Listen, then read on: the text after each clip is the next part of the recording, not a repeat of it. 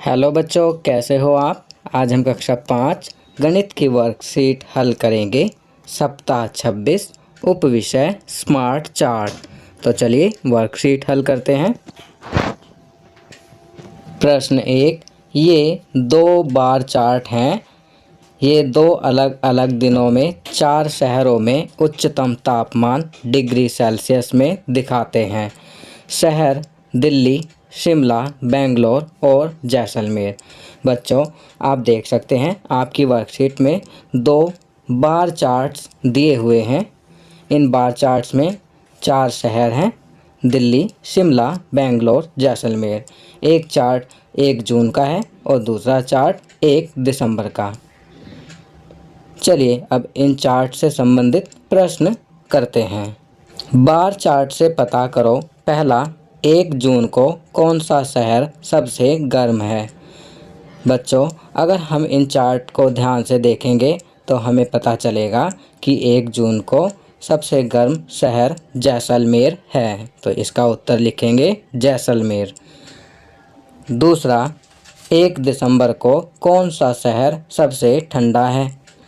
बच्चों, आपको ये तो मालूम ही होगा, जब तापमान कम होता है तो ठंड होती है और जब तापमान अधिक होता है तो गर्मी।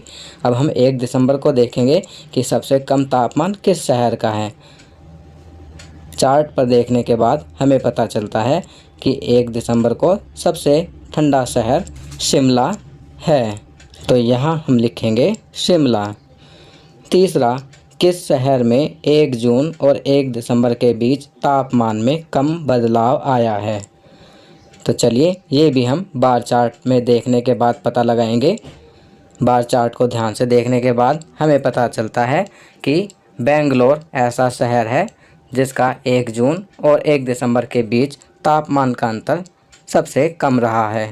तो इसका उत्तर लिखेंगे बेंगलोर। चलिए अगला प्रश्न करते हैं। प्रश्न 2, पहले ऑस्ट्रेलिया में खरगोश नहीं थे। खरगोशों को वर्ष 1780 के आसपास ऑस्ट्रेलिया लाया गया था।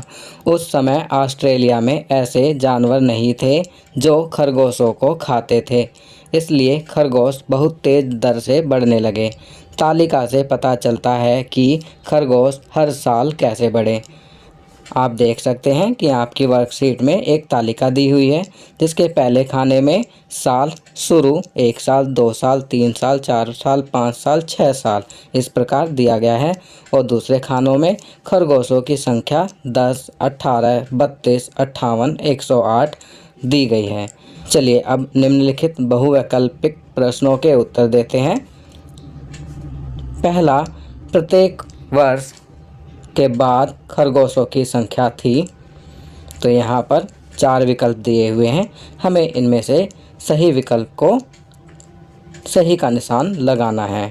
तो यहाँ पर सही विकल्प है क, पिछले साल में खरगोशों की संख्या से 2 गुना से थोड़ा कम, क्योंकि आप देख सकते हैं शुरू में 10 संख्या थी खरगोशों की, फिर 1 साल बाद 18 हो गई जो कि 10 दूनी 20, दुगना से थोड़ी कम है। 2 साल बाद 32 हो गई, 18 दूनी 36, 36 से थोड़ा कम। तो इसलिए हम यहाँ पर क सही विकल्प है, सही का निशान लगाएंगे। दूसरा, वर्ष 6 के अंत में खरगोशों की संख्या लगभग होगी। तो आप देख सकते हैं कि हर साल 2 गुना से थोड़ी कम संख्या हो जाती है।